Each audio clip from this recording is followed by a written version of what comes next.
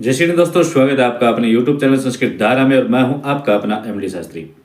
हम निरंतर जिस प्रकार बात करते रहते हैं उसी प्रकार आज भी आपको चंद्र कुंडली के अनुसार बताएंगे कि जो सूर्य भगवान है उसका महापरिवर्तन जो होने जा रहा है, यानी सूर्य भगवान जो है वो 14 जनवरी को मकर राशि के अंदर परिवर्तित हो रहे हैं या मकर राशि में प्रवेश कर रहे हैं, जिसके कारण से हमारे सनातन धर्म के अंदर एक त्योहार मनाया जाता है मकर संक्रांति।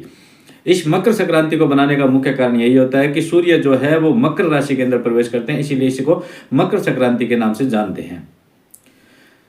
साथ में जब भी सूर्य भगवान परिवर्तित होते हैं तो कुछ ना कुछ लेकर के, कुछ ना कुछ नया लेकर के आते हैं और कुछ ना कुछ देने की कोशिश करते हैं, क्योंकि सूर्य भगवान जो है ना वह हमारे लिए सर्वोपरि होता है, क्योंकि सभी ग्रहों का जो राजा कहलाता है वो सूर्य भगवान कहलाते हैं।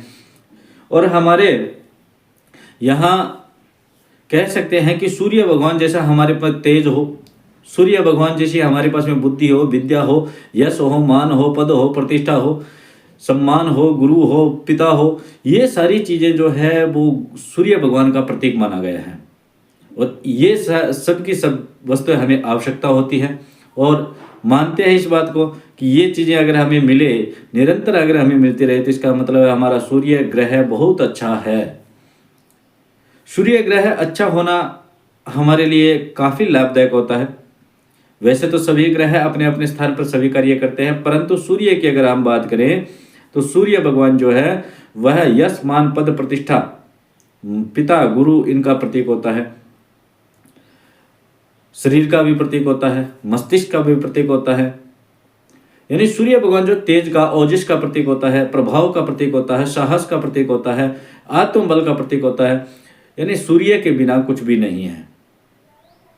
सूर्य के माध्यम से ही हमारे शरीर में कई प्रकार की आकृतियां बनती है, यानी कई प्रकार की वस्तुएं जो है हमारे अंदर, जैसे किसी का फेफड़ा हो गया, किसी ग्रह से संबंधित फेफड़ा हो गया, किसी ग्रह से संबंधित लीवर हो गया, किसी ग्रह से संबंधित मस्तिष्क हो गया, किसी ग्रह से संबंधित मन हो गया, किसी ग्रह से संबंधित आंख, कान हो गए, किसी ग्रह से संबंधित दांत हो गए। इस प्रकार प्रत्येक ग्रह हमारे शरीर के साथ में जुड़ा हुआ होता है। कुछ लोग कहते हैं कि हम इसको नहीं मानते, परंतु हम ये कहते हैं कि जिस व्यक्ति को शरीर, ये जो शरीर, स्थूल शरीर जिसके पास में है, उसके साथ में ग्रह नक्षत्र अपनी चाल चलते ही है। कि इस भूमि के ऊपर जो भी व्यक्ति जन्म लेता है, चाहे वह परमपिता परमात्मा हमारे श्री राम जी ने भी अगर भूमि पर जन्म लिया था तो उन्होंने भी अपनी प्रभुत्व ना दिखा करके, यानी प्रभु स्वरूप ना दिखा करके, एक मानव स्वरूप में रह करके उन्होंने जो भी उनकी स्थितियां बनी रही, चाहे वह विकट स्थितियां बनी, चाहे सरल स्थितियां बनी, उन सभी स्थितियों में उन्होंने अपनी मर्यादा को रखते हुए और अपने जीवन का काल को व्यतीत किया, यानी अपनी लीला को पूर्ण रूप से किया। उन्होंने तो लीला ही की थी, क्योंकि वो तो परमपिता परमात्मा है हमारे। जिससे सभी बोलिए, कमेंट में जरूर लिखिएगा जय श्री राम।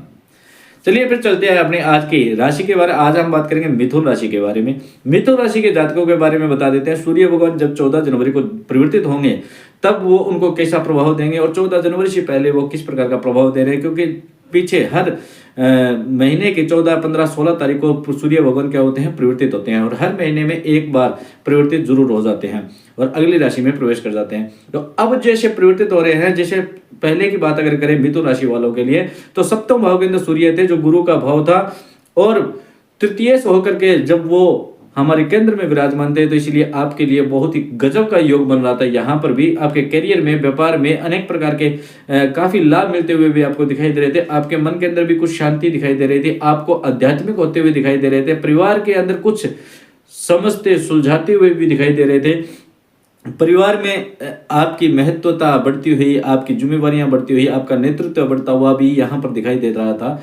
और 14 जनवरी से पहले की अगर हम बात करें तो भैया आपके लिए काफ़ी अच्छा है, कोई दिक्कत नहीं आ रही है, क्योंकि यहाँ पर सप्तम भाव में विराजमान सूर्य भगवान जो है वो हर प्रकार से लाभ देता है, किसी प्रकार से नुकसान देने की कोई क्षमता नहीं करते हैं। सूर्य भगवान तो वैसे भी हमारे लिए सब कुछ है, क्योंकि अगर सूर्य नहीं निकलता तो उस दिन तो हमारे लिए सवेरा भी नहीं होता, तो सूर्य के माध्यम से सूर्य हमारा सवेरा होता है। तो ये मैं कहना चाहूँगा 14 जनवरी के बाद में जब भी मिथुन राशि वाले जो जातक हैं उनके अष्टम भाव में सूर्य भगवान जो है प्रवेश करने जा रहे हैं, इससे क्या होगा, अष्टम भाव क्या है कि अच्छा नहीं माना जाता, लेकिन अष्टम भाव क्या है, कहते हैं कि ये रोग का है, मृत्यु का है, दुर्घटना का है, घटनाओं का है, अचानक कुछ घटनाएं हो जाना, ऐसी वस्तुओं का, रहस्यमय चीजों का, ऐसी वस्तुओं का ये जो स्थान माना जाता है। और इसके अंदर जब सूर्य भगवान प्रवेश करेंगे तो क्या करेंगे, आपके करियर के अंदर अचानक से परिवर्तन करवा देंगे। आपका जो करियर है उसके अंदर कहीं ना कहीं बदलाव होता हुआ आपको दिखाई देगा। अचानक से कोई ना कोई नया परिवर्तन दिखाई देगा।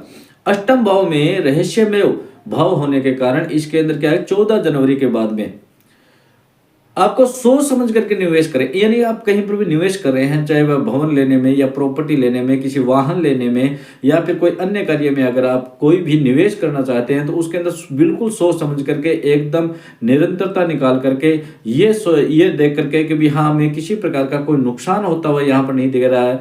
रहस्य में ये जो भाव है ना, ये ऊपर भी चढ़ा देता है। यानी आपको निवेश करने के ऊपर, अगर आपने निवेश किया तो ये आपको अचानक से धन लाभ भी करवा सकता है और धन का नुकसान भी करवा सकता है। ये ऐसा रहस्यमय भाव होता है। रहस्यमय का मतलब आप समझ गए होंगे कि जिसका हमें कुछ भी अंदाजा जल्दी से नहीं लगा सकते कि भी अच्छा होगा या बुरा होगा। अगर सटीकता से जानकारी चाहते हैं तो वो तो आप अपनी कुंडली के माध्यम से ही या फिर अपनी डेट ऑफ बर्थ के माध्यम से ही जान पाते हो भैया। तो आपकी जन्म कुंडली के अंदर सूर्य भगवान कहाँ विराजमान है, सूर्य भगवान कहाँ परिवर्तित होंगे, इन सभी चीजों को देखना भी बहुत जरूरी हो जाता है। और सटीकता तो आपकी खुद की कुंडली से ही मिल सकती है। ये जो हम बात करते हैं, ये चंद्र कुंडली की हम बात करते हैं। चंद्र कुंडली का मतलब है हर महीने की बात करना, क्योंकि हर महीने का गोचर के अनुसार बात करना। ये सब पर लागू हो ये नहीं कह सकते, लेकिन ये बहुत सारे लोगों पर इफेक्ट करता है, अपना अलग अलग प्रभाव देता है। सभी ग्रह अलग अलग प्रभाव देते हैं, कुछ ना कुछ प्रभाव हमें देते ही है। और आपने मिथुन राशि वालों ने देखा भी होगा कि 2 दिसंबर के महीने में आपके लिए कुछ स्टेबलता बनती हुई दिखाई दी होगी, आपको कुछ आराम मिलता हुआ दिखाई दिया होगा, आपको कुछ ये कि करियर के क्षेत्र के अंदर काफी बदलाव, यानी काफी स्थिरता आपको दिखाई दी होगी। आपने कुछ कर्म भी अच्छे किए होंगे। इसके माध्यम से क्या है कि मानते हैं इस बात को, कुछ समय ऐसा आ जाता है कि जहां पर हमें हर प्रकार से सोचने की क्षमता जरूरत पड़ जाती है। जैसे पीछे के 2024 में आपने देखा भी होगा। परंतु अभी जो समय आ रहा है वो सूर्य भगवान के माध्यम से अगर हम बात करें तो 14 जनवरी के बाद में आप कोई भी चीज में, कोई भी काम करने में या किसी और अन्य वस्तु में आप अगर निवेश करते हैं तो उसके अंदर थोड़ा सा सोच समझ करके काम करिएगा। अब अगर हम बात करें कि जो मार्केटिंग का काम करते हैं, मीडिया का काम करते हैं, या फिर सोशल मीडिया पर जो भी अपना कार्य करते हैं, ऐसा अगर कोई भी व्यक्ति कार्य करता है तो उनसे मैं कहना चाहूँगा कि वो सभी के सभी थोड़ी सी चिंताग्रस्त दिखाई दे सकते हैं, क्योंकि हो सकता है कि उनके कार्य में थोड़ा उतार चढ़ाव यहाँ पर अचानक से होता हुआ दिखाई दे। और एक चीज आपको खुद को महसूस होगी कि मिथुन राशि वाले जातक जो हैं वो खुद की गलतियों को समझने की कोशिश करने का एक आपके अंदर एक प्रभाव दिखाई देगा कि आप अपनी ही गलतियों को समझना सीख जाओगे। यानी आपने कहाँ गलती की, आपकी गलती के कारण से क्या नुकसान हुआ, या आपकी गलती के कारण से कहाँ पर इफेक्ट हुआ, ये सारी चीजें आपके अंदर से ही आपको जागृत करेगी। यानी आप अपनी ही गलती को समझने लग जाओगे। जब अपनी ही गलती को जो व्यक्ति समझने लग जाता है तो वह व्यक्ति हमेशा एक ध्यानपूर्वक और चिंता करते हुए, मनन करते हुए और हमेशा सोच समझ करके कार्य करता है, क्योंकि हमें किसी भी प्रकार से कोई गलती ना हो जाए ये हम सोचते रहते हैं। तो यहाँ पर ये आपको इफेक्ट दिखाई दे सकता है।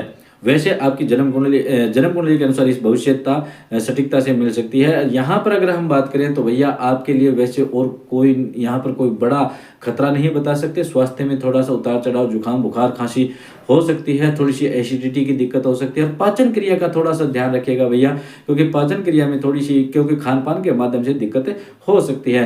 वैसे यहाँ पर और सब कुछ ठीक है। हम उपाय की बात कर लेते हैं। तो उपाय के लिए मैं आपको बताना चाहूँगा कि सबसे बेस्ट होता है, सबसे अच्छा होगा आपके लिए कि सबसे पहले तो आप सूर्य भगवान को प्रातःकाल उठ करके कुमकुम, चावल और कुछ मीठा डाल करके तांबे के पात्र से भगवान सूर्य को जल चढ़ाएं।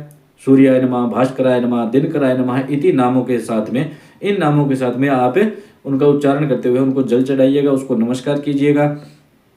उसके बाद में आप गणेश जी महाराज को हरी दूर्वा जरूर चढ़ाइएगा। निरंतर अगर आप गणेश भगवान को हरी दूर्वा चढ़ाते हैं तो आपके लिए काफ़ी अच्छा होता है, क्योंकि मिथुन राशि है, मिथुन राशि का स्वामी भी है, तो आपके लिए काफ़ी अच्छा लाभ होगा। और गणपति जी महाराज जो है वो हमेशा आपको पता है कि सिद्धि बुद्धि के, शुभ लाभ के, हिष्ट पुष्ट के, इन सभी चीज़ों के लिए जो चीज़ें हमें निरंतर चाहिए उन चीज़ों के देवता होते हैं, और आपको पता है कि उनके माध्यम से हमें सब कुछ प्राप्त हो सकता है। तो आप ये 2 उपाय करते रहिए और हनुमान चालीसा का पाठ निरंतर सायंकाल को कीजिएगा, जिससे आपको काफ़ी लाभ मिलता हुआ यहाँ पर भूमि पर दिखाई देगा। तो आपको वीडियो अगर अच्छी लगी हो तो इसको लाइक, शेयर और सब्सक्राइब जरूर कीजिएगा। जय श्री गणेश, राधे राधे।